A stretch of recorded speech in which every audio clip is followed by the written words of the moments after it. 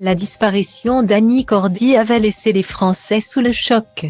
Celle qui était réputée pour sa bonne humeur nous avait quittés le 4 septembre 2020.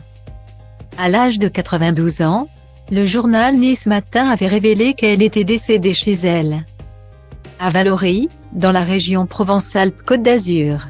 Les secours avaient constaté son décès après avoir été contactés par sa nièce Michèle Lebon pour un malaise cardiaque. C'est d'ailleurs à cette dernière, qui vivait avec elle depuis plusieurs années, qu'était revenue la lourde tâche d'organiser ses obsèques. Celle-ci avait ainsi eu lieu le samedi 12 septembre 2020, à Cannes. Plus de 500 personnes, dont des personnalités du monde du spectacle, avaient fait le déplacement.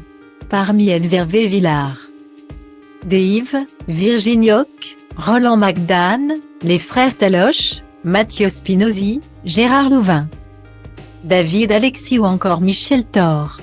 Une cérémonie sur laquelle la nièce de la chanteuse décédée vient de faire une petite mise au point. À l'époque, plusieurs médias avaient affirmé qu'Annie Cordy avait été enterrée auprès de son mari et ancien manager François-Henri Bruno. Mais cela n'a finalement pas été le cas comme vient de le confirmer sa nièce dans les colonnes de France Dimanche. Selon cette dernière, l'actrice et chanteuse serait enterrée dans le caveau Cormand, au cimetière de Cannes-la-Boca, avec ses parents et sa sœur. C'est ce qu'elle voulait.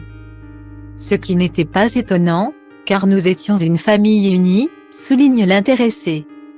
Lors de cette interview, Michèle Lebon en a également profité pour en dire un peu plus sur les derniers jours de la vie de sa tante. Et à en croire ses dires, elle ne redoutait pas la mort. Elle s'inquiétait plus de ce que j'allais devenir que de sa propre disparition. À la fin, lorsqu'elle perdait des amis chers, elle n'allait pas à leurs obsèques. C'était trop dur pour elle, a-t-elle raconté. Des souvenirs difficiles pour la nièce d'Annie Cordy, qui en a encore bien du mal à se remettre de sa disparition.